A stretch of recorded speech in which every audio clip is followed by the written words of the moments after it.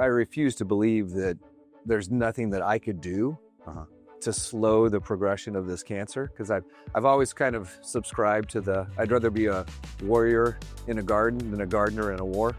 And so prepping my body, to be as strong as possible in case I really did need to fight, that really was on my mind. But I drove to a park. I just sat in my car for a little while and just tried to absorb it, because you feel based on the description, you feel pretty helpless. I'm Todd Vande, CEO of Stark, and I used to be an expert at destroying my health. As the president of a carpet manufacturing company, I logged in millions of miles in the air, drinking so much, like many of you do, wining and dining clients, sleeping poorly. I looked like I had a full-on dad bod, and on the inside I was a complete disaster with issues ranging from migraines to neck problems. I would throw out my back once a year just by picking up a sock. I was an absolute disaster, had headaches almost every day, had migraines about once a month, absolutely debilitating migraines. But out of that chaos, I formed Stark, which is the very first human optimization and longevity practice in the United States. I've had thousands of labs, countless scans. I'm surrounded by high-level medical doctors, naturopathic doctors, chiropractors, nutritionists, and strength coaches that are all collaborate, spinning around me to enable me to get to a state of optimal health. And I'm of a firm opinion today that regardless of your age, your medical conditions, or anything that you've experienced in the past, we all have the ability to get to a state of optimal health. I'm really excited to interview Craig Harper. Craig is a veteran technology executive, advisor, and sales leader with nearly 4 decades of experience building and scaling high-performance teams across enterprise software, closed platforms, and AI-driven startups. His career began in the late 80s, and he spent 13 years at BMC Software, climbing the ranks from account executive to vice president of worldwide solutions. Over the past decade, Craig has served as CEO, president, and board members at multiple tech companies, including Sherrell Software, which he led through significant growth before acquisition. He also played key advisory roles in successful exits at companies like Aihu, Claris, and Service Mesh. Today, Craig acts as executive advisor to cutting-edge firms like Stardog, Antithesis, and People Reign, helping them shape go-to-market strategies, scale revenue operations, and bring disruptive technologies to life. Known for pioneering leadership in SaaS, enterprise IT, and cloud transformation, he remains deeply engaged in startup mentorship and strategic planning. Craig is also a surfer and a longtime student at Stark, bringing the same rigor to his health as he has to his business career. He lives in Orange County and continues to blend high-level strategy with passion for personal optimization. If you're interested in health and longevity, Craig is both someone to study in terms of his mindset and his daily approach to health and life.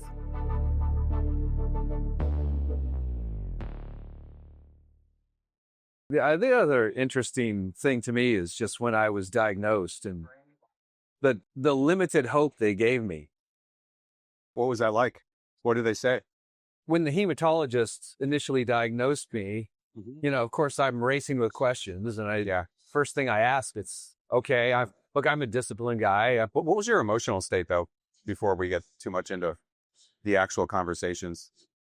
Kind of disbelief, because I've always felt normal. Do you think? Kind of immortal, Yeah, I guess seriously. So. I just walk around. Like a young man, like the young man that you are. Yeah, you're right. Yeah, I just feel, hey, I'm immortal. There's nothing that can take me down. And so it was a shock. You go through a real series of emotion because all of a sudden you are very mortals. And then it just suddenly stops, but you can't get your arms wrapped around it for a little while. Well, you're trying to, yeah. I'm trying to, yeah. And so my initial questions were, okay, so you're telling me I have this nasty cancer. What can I do to stop or slow its progress? And the answer was nothing, which I refuse to believe. And then the second question was, okay, well, what do I expect from here? What should I expect as far as treatment? What do we do? What's the program? And the answer was 18 to maybe 24 months. We'll be treating you. And so what does that look like? Chemo, and also a cocktail of different drugs that each patient's a little different, but it'll definitely be chemo and some other drugs layered on top of that. Some of the more advanced therapies around this particular disease, is it bone marrow transplants? Is that common? That's common these days. They have CAR T therapies that are under development that are Therapies. Yeah, CAR T. They take your T cells. Oh, yes. Okay. And reproduce those, re-engineer them to attack the cancer, and then reinsert them in your body. This is science fiction kind of stuff. Yeah. That's still very experimental. Okay. But some of the treatments, I mean, that used to be multiple myeloma. If you were diagnosed, the 5-year life expectancy or survival rate, rather, was about 25%. Oh, geez, really? Wow. Yeah. Today it's 58. Okay. Just better Not like still fantastic. Still Something not still to fantastic. face that emotionally that's so difficult. So let's go back into the emotional. How did you what was the time span like, and what were the waves of emotions that you felt and experienced? Well, after leaving that appointment with that hematologist, still being kind of in disbelief, because I refuse to believe that there's nothing that I could do to slow the progression of this cancer. Because I've always kind of subscribed to I'd rather be a warrior in a garden than a gardener in a war. And so prepping my body, to be as strong as possible in case I really did need to fight, that really was on my mind. But I drove to a park. I just sat in my car for a little while and just tried to absorb it, because you feel kind of, based on the description, you feel pretty helpless. Yeah, I can imagine. Yeah, because you've just been told you're helpless. Yeah, you're just along for the ride. Yeah. Right. Yeah. And, on an ongoing basis, as I continue to be monitored by this particular hospital and doctor who's a well-known, very reputable cancer center that focuses on cancer. Where is that exactly for our listeners? In Orange County. It's affiliated with Hoag. Okay. And I just felt like I was in a chemo-factory. They just couldn't wait to hook me up and get me going on chemo. That's what they do. That's the business model. Well, as far as just the absorption of the initial diagnosis, I went home, shared that information with my wife. Pretty kind of the reaction that you would imagine. From that point, I know, on occasion, I'd be waking up in the middle of the night with my wife crying and be shocked and say, "Oh, what's the matter? What's the matter?" And she'd look at me and say, "Hey, look, I just don't want to do this without you. You can't go anywhere." And my response was always, "Look, I'm not going anywhere." It's like, you're invited to my funeral. It's going to be in, I don't know, 30, 40 years. Just do me a favor and say something nice about me. I'm not going anywhere. And, that became our attitude at this point, other than the quarterly appointments that we have up here with Dr. Berenson, which is another story of just ensuring that you have the best care. The hematologist that initially diagnosed me, we got to the point where he wanted to treat me. He was ready to go with the chemo. And I'd done research and found Dr. Berenson here up in West Hollywood and set up an appointment with him. He went through all my Stark records, all my blood work history. How many years has that been? 3.5 years ago. Okay. No, of the Stark records. Oh, all of it. The Stark records. Yeah. The Stark records. Well, I joined Stark in July of 2019. Okay. So it's a lot of records. A lot of records. All right. Long history. Pretty helpful probably for him, huh? Extremely. And he spent time with it. I'd say that's impressive. I saw this hematologist that did the initial diagnosis probably over 9 months. And I would say cumulative, he spent maybe 90 minutes with me over that time period. Dr. Berenson, in my first meeting with him, spent 3.5 hours. Oh, wow. And he went through all of that history that I brought with me and all of the Stark blood work results, and impressive. Was just trending it all out. And just he just said they were going to treat you. So there's no way I would treat you.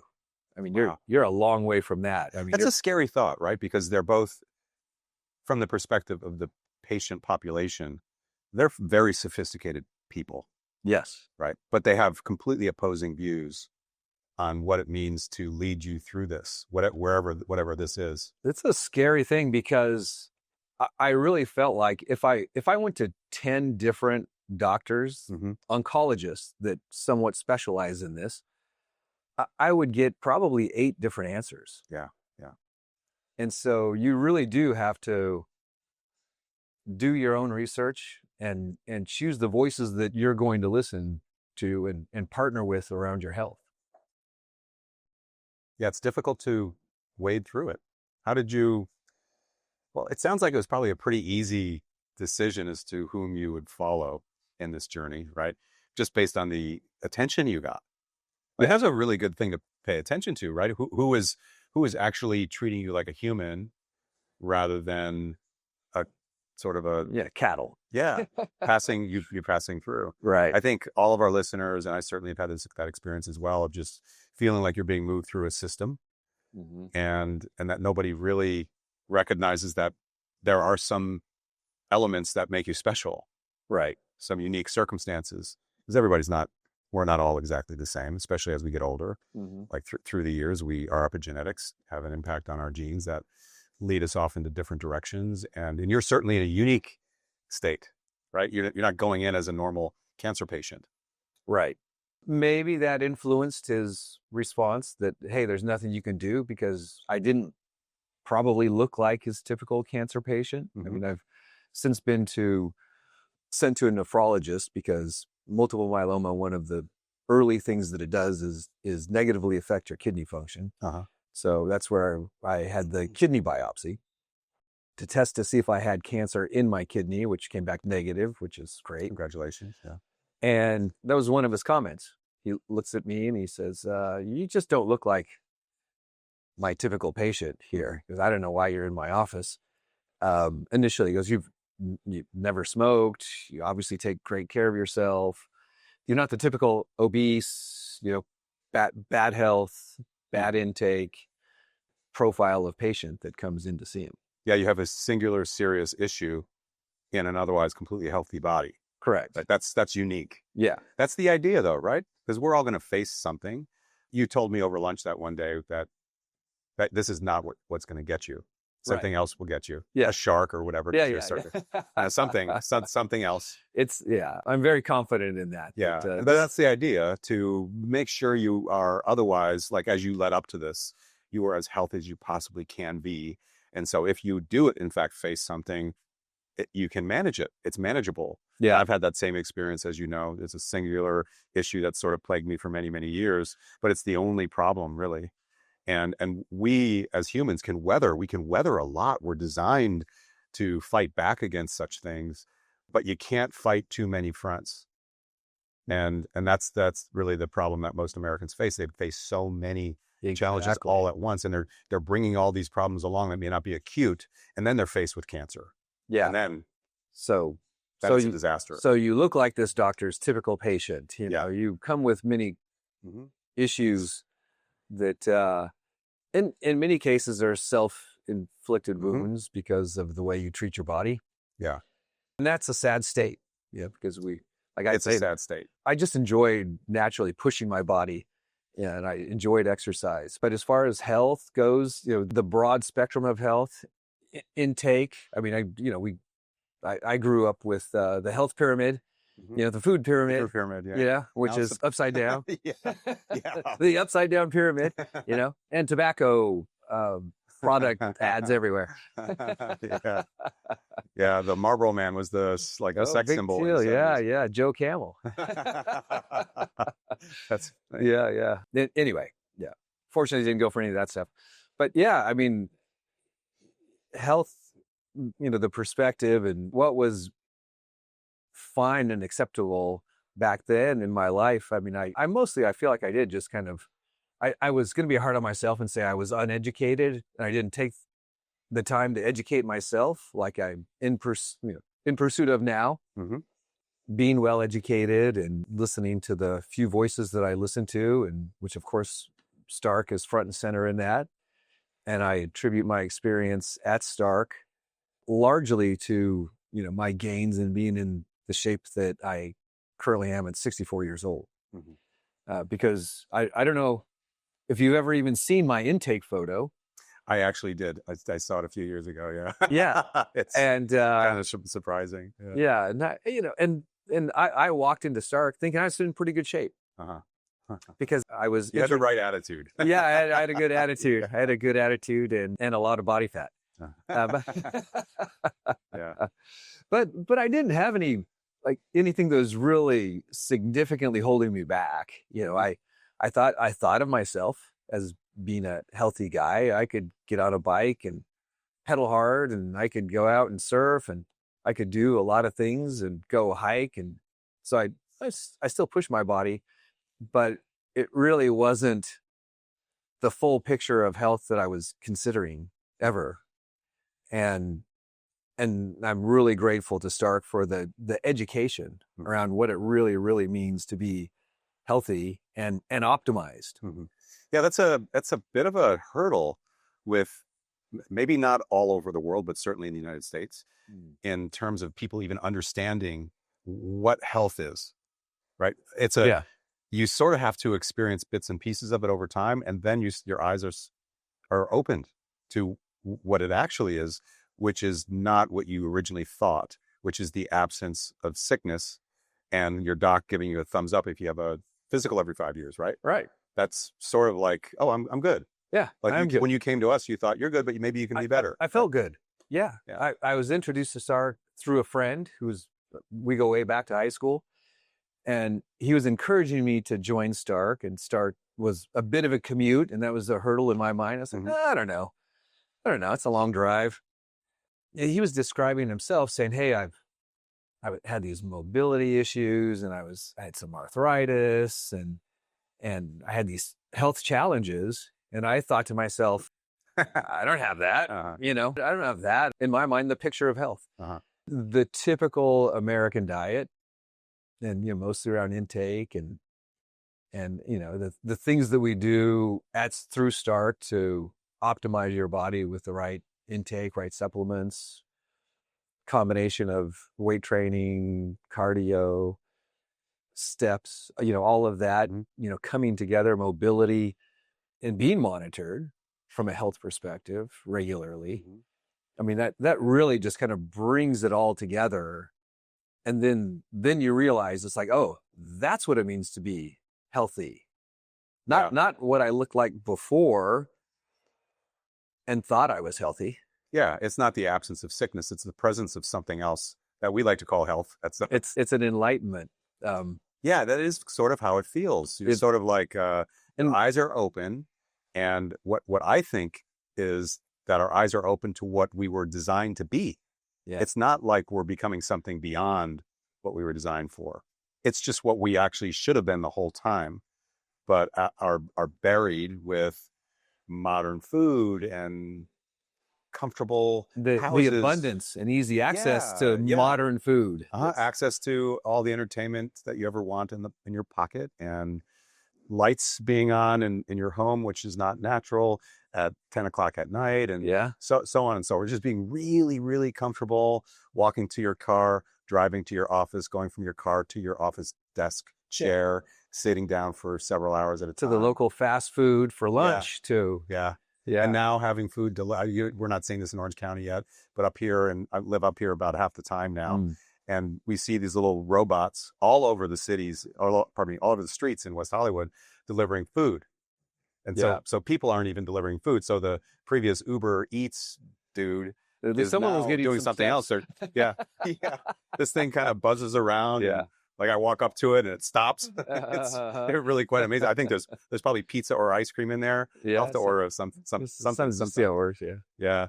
So it just makes our lives easier and easier, and that's really problematic. And so the experience of what it is to be optimally healthy the target isn't even obvious at the beginning, right? You don't even really understand. You have something in your head, like, my fasting glucose is a little too high, or something. Nothing that scientific. I mean, my measures, I mean, they changed over time. I mean, at one point it was like, how much can I bench press?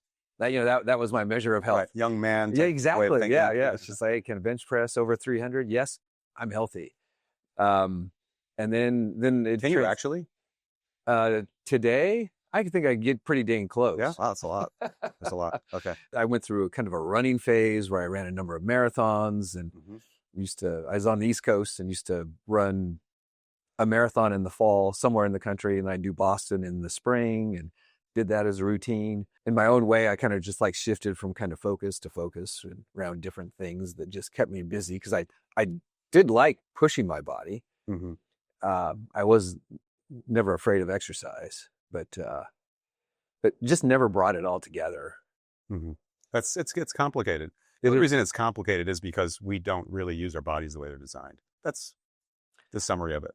I was just weren't designed to sit still in a air conditioned home. I was a couple. I was golfing with some friends the other day, and I knew two of the others in the foursome, but the other I did not know. And when they were introducing me to this individual, they said, my friend said, "Oh, hey, Craig, he's a bodybuilder," and he noticed I kind of recoiled from that description, because it is a little, for me and sure for you, it's a little distasteful, right? It is. I want to be associated with. And he noticed that, and he said, "Oh, you wouldn't refer to yourself as a bodybuilder?" And I said, "No, I wouldn't." He said, "Well, what would you call yourself?" And it was a good question, because I thought about it, and I said, I'm kind of in pursuit of body optimization. That's really the pursuit. Because when I think of a bodybuilder, I think of lean mass at all cost, even if it damages other areas of your health. And that's certainly not what it's about. I mean, with what I've learned and experienced through Stark is everything that's going to contribute to that health span, lifespan, and optimize around today for sure, but also everything's going to contribute to your ability to continue to do the things that you love, which I have a hard time imagining life without those things for the long term. Yeah. I want to be surfing for a long time. I want to be doing hikes, strenuous hikes and adventures with my kids and grandkids for the long term. Yeah. I think that you may not think of your journey like this, because your mental well-being, in my opinion, is probably a 10 out of 10. And not everybody is like that. Many people suffer from anxiety, depression, massive self-limiting beliefs. You suffered from other things that were really from the neck down. Most people have the whole thing. It's not just body optimization, it's optimization. It's health optimization, really. That's the pursuit. You just don't necessarily need to improve your mental well-being much. And I'm assuming, do you do anything like meditation or breath work or? I do. Have you always done those things? Not really. I've always been a guy to pray, in form of meditation, and that long term. But for how long would you say you've done that? Your whole life? My whole life. Okay. Yeah. But as far as taking that to breath work and really taking the opportunity to kind of slow down, lie down, sit down, for individuals like me, you don't really think about that. You're thinking about what's next. What's on my to-do list to check off next, not taking some time out to do breath work for sure. But which I find to be very helpful and translates into other pursuits, including like my nemesis, which is improving my sleep. Oh, okay.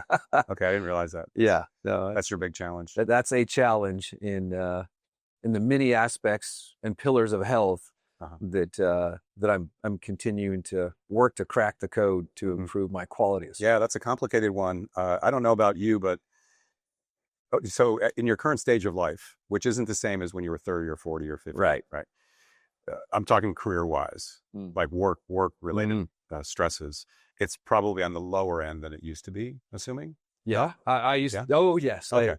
But are there trailings of those, the way that you felt you needed to be successful in those roles when you were younger? Yeah. I Like mean, habitual ways of thinking habitual ways of thinking for sure. There's no question I identified with my, job and title. I mean, that was largely my, super common, especially among highly successful people who I would describe as sort of like the apex predators in the United States, men and women. yeah. This is not a masculine thing. It's men and women for sure. Because they see themselves, or you see yourself like that, you behave in a certain way that enables you to accomplish things, especially earlier in life, Right. and disables your ability to be healthy later. I think, like it impairs people. Yeah. And of a broad range of things. Maybe your sleep, someone else, cardiovascular health, another mental well-being, and so on and so forth. Yeah. Yeah. I think I probably have like a little touch of OCD, maybe, that actually benefited me in my career, because it's just like I was focused and I'm going to really do whatever the objective was. But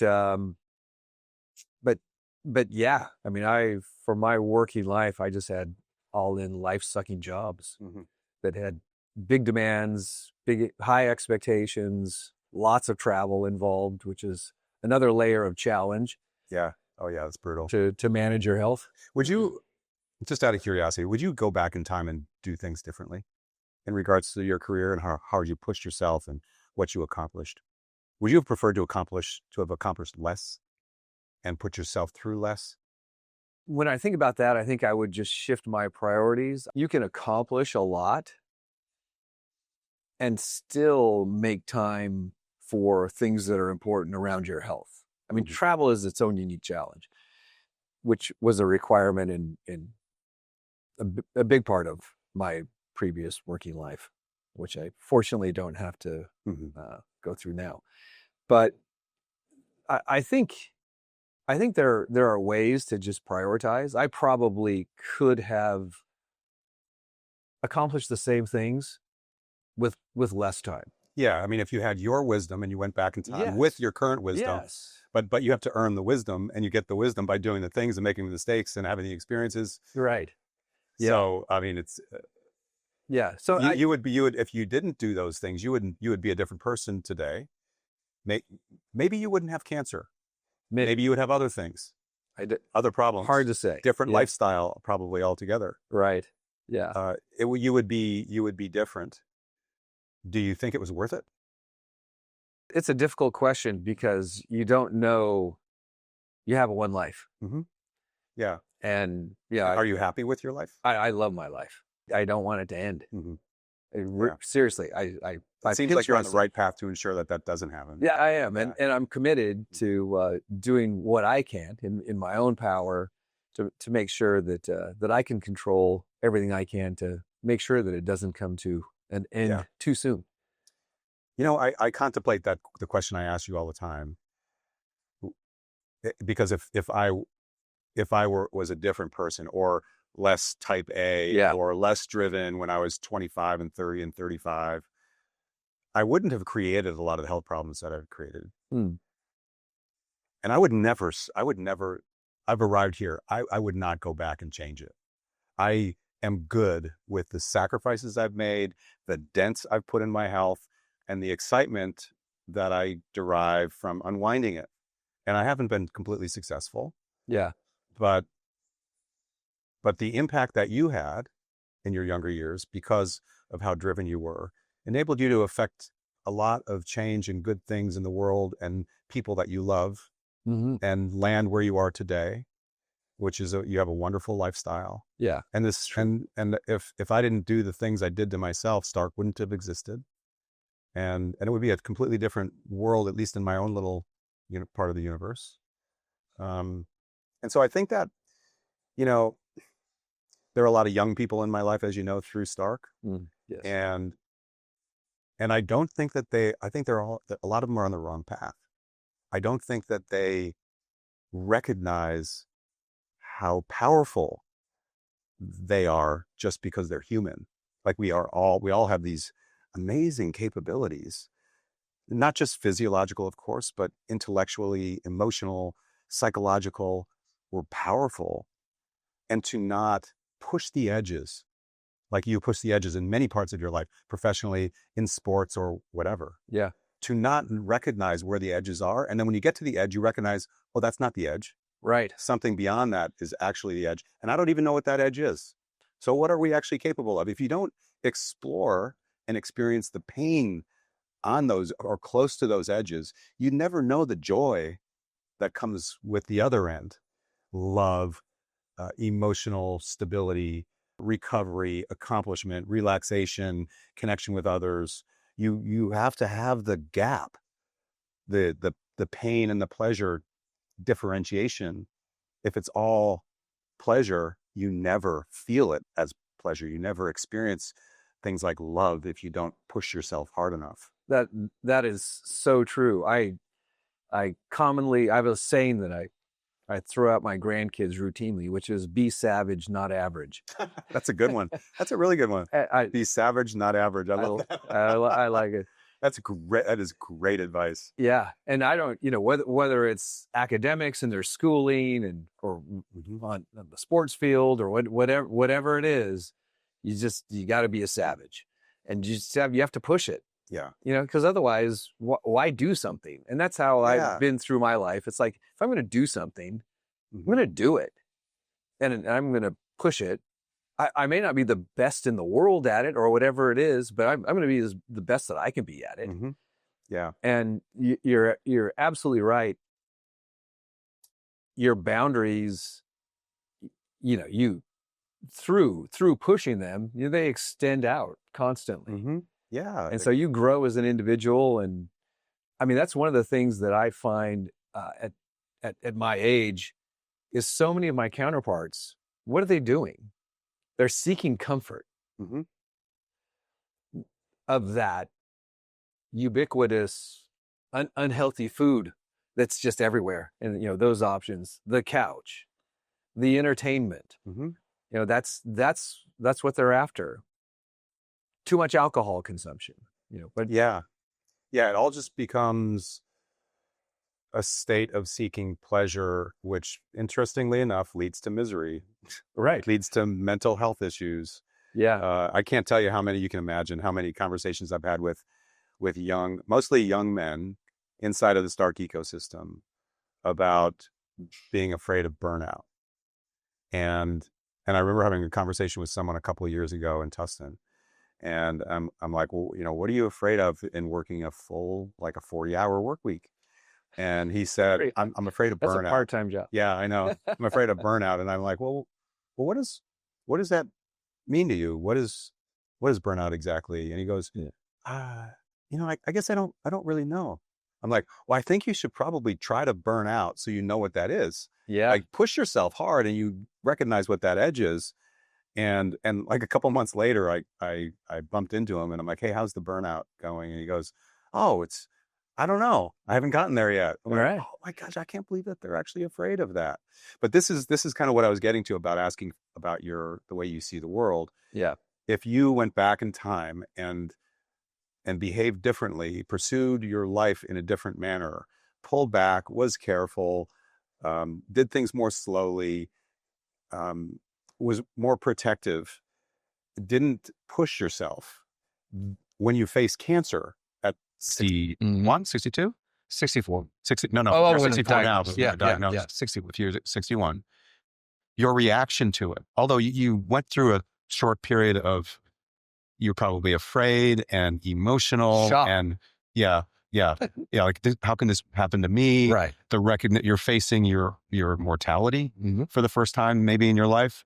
And those are all very normal things, but you blazed through that and then got to a point where I'm gonna live my life. I'm gonna live way longer, because you've been through many times in your life where you've faced things that you perceived as scary and difficult. Yeah. And you were able to push through. This was another one. Right. Maybe the scariest or maybe not. I don't know. Been through lots of trials in life. Most people have. And I've always been very much a goal setter and pushing myself. in lots of different ways. I mean, even when I pick a physical pursuit, I mean, it would be, even if it was kind of back to a bench press, Yeah. I'd have on the wall a Mhm. schedule. It's like this weight by this date, this weight by this date, this weight by this date. You know, I've always been kind of a goal-driven person in business and most aspects of my life. And I've always believed that our capacity can be extended and expanded the harder you push. And Yeah. so I really struggled with, the question like, well, what would you do differently? Because, when I think about it, it's like, I'm proud of my accomplishments in so many aspects of life. And yeah, maybe that my mind went to how could I have packed in more things, not actually less. Mm-hmm.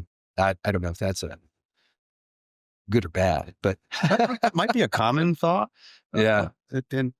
When people face their own mortality, I would guess, but you packed in a lot. packed in a lot. And then you probably recognize that too. Like I've had a Yeah. very full life. Yes. I don't want to stop now, but up until this point, I've had a full life, right?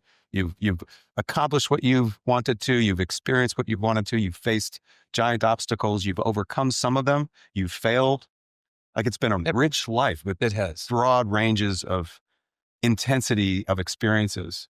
Yeah. It's life. It's a lot of life. Like it's almost like people are trying to avoid the experience of living, And then by being careful. And then at that, I mean, one of my grandkids have a name for me. They like to call me Bapa Legend. And there's a story of how that came to be. I didn't make it up, but I'll take it. I would take that too. I would take that too. I mean, how do you beat Bapa Legend? That's a good one. Yeah. But I mean, what is your legacy? I want them to, when they think of me, I want them to think of, hey, the experiences that we had. I want them to think of my stark naked photo. Mm-hmm. My grandpa, he was there. Yeah. To the end. Yeah. He wasn't the guy on the couch. Yeah.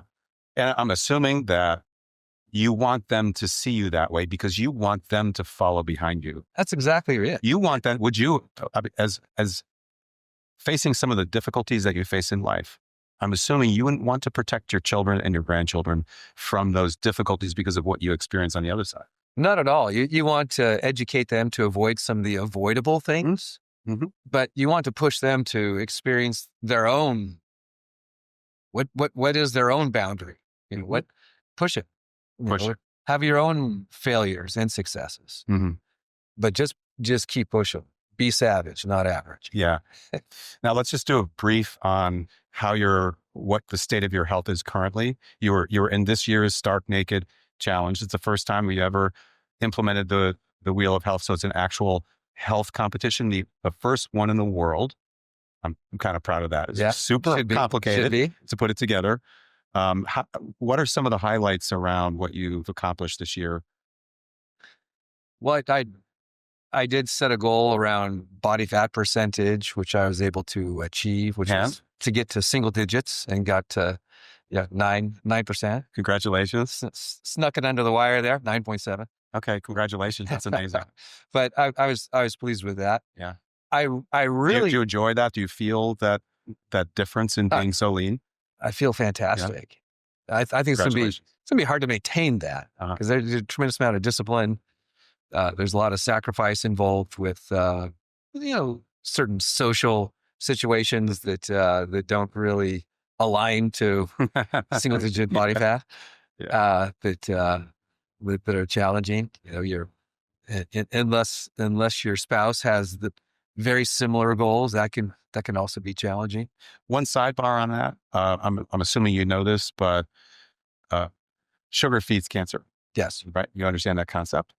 And having very low body fat percentages and a lot of lean muscle, which is something that you have, which is a storage facility for sugar. You understand that too. Like every time you exercise, you use glucose to energize your muscles, to make your biceps contract or whatever it is that you're doing. And you utilize that sugar.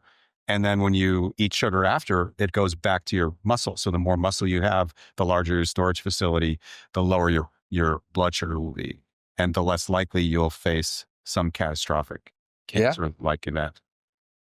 Yeah. So your body composition is part Tuned of your well. battle, Right. right? And part of the winning equation in your battle. Right? Mm-hmm. Yeah. And health is that equation or recipe. And that's one of the great things about the Wheel of Health. In my experience, I really enjoyed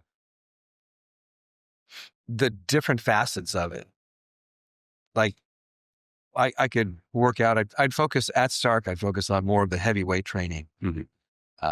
At home, I would make sure that I got my cardio on mostly on a CrossFit style, like, and getting that 45 minutes in at the target heart rate. I found to be it just made me feel great. The combination of everything. Mm-hmm. Also sauna. I really, really enjoyed the steps. Never to be underestimated. I went. It's amazing. Went and got.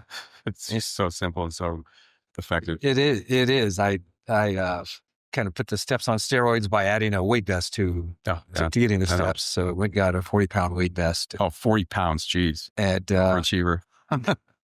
and I just set the bar at 15,000 a day and just made sure that I got to that 15,000 a day, mostly with the weight vest on. Wow. It's a lot. And that, I think all those things though, and mobility and making sure that you've got that range of motion to support pursuits like surfing for me, that I really enjoy doing, that really requires a lot of mobility, which is harder and harder as you age. And the reason older people end up on bigger boards and smaller waves, because you just can't get to your feet as fast. And so maintaining that mobility going to help me maintain the things that I really enjoy doing. But all of that came together in the Wheel of Health to really emphasize, in my mind, again, kind of back to the bodybuilder versus body optimization. It really was an exercise in learning how to optimize your body, all the way across with of course, nutrition, hormones, everything. So just all those important pillars of health and longevity, bringing it together. And I thought it was a great experience. I feel fantastic just a few weeks out. And from not the celebration of party, but at least the photo. Yeah. And I'm a big fan of the transition away from the traditional stark naked experience, which, by the way, was a real education. I did my initial stark naked competition in the first year of my stark experience. Okay. So that'd be 2020? 2020. Okay. It's kind of just threw myself in the deep end. Yeah. This one was a lot easier, by the way, just because I'm carrying a lot more lead mass and just. Sure. Yeah. And the state that you go in matters a lot. Absolutely. So I was so new to stark, but it was such an immersion in learning. And so grateful for the experience because I was able to carry through those habits that stuck with me, through 5 years later. Sure. Many of those initial habits that were not just, they were learnings because I didn't know that before joining Stark. I thought I was in pretty good shape with that when I showed up with my intake photo. And, a year later, you compare that to my stark naked photo, which is almost exactly, actually is less than 12 months later. And there's a world of difference between that Craig Harper and, the pre-Stark Craig Harper and the 1 year in to Stark. And I'm just really, I'm grateful for the education because you go through life. Most people they just don't know. Yeah, that's right. Because the average American lifestyle is just not that healthy. And it's just what we're accustomed to. So it really was kind of an enlightenment as to what was possible for me to really reset my targets around what it means to be healthy. And as we wrap up, is there any other parting words of wisdom that you have for our listeners that you'd like to share? wow, I would say, if you're listening to this and you're not involved in Stark, do your research, do your homework. I mean, there's so much. It really has changed my life, and I'm really grateful for what it's done for me in really all aspects. Because I think when your body is optimized, I think you're a better dad, you're a better grandfather. I think you're a better employee. You're just better at everything in life. And I feel very strongly about that. So I'm very grateful for what the gift of insight and education and experience that I've had through Stark that has gotten me to where I am today. And I feel like I'm in a much better place today to fight this cancer that I have. I feel like I am a warrior now, where, before I looked a little bit more like a guard. Yeah. And so that's my learning that I would pass on, is really, really get involved in educating yourself as to what it means to really optimize yourself in all aspects, and go for it. When the old man's knocking, don't let him in. Yeah. I really do see so many of my counterparts that are just on the path of seeking comfort.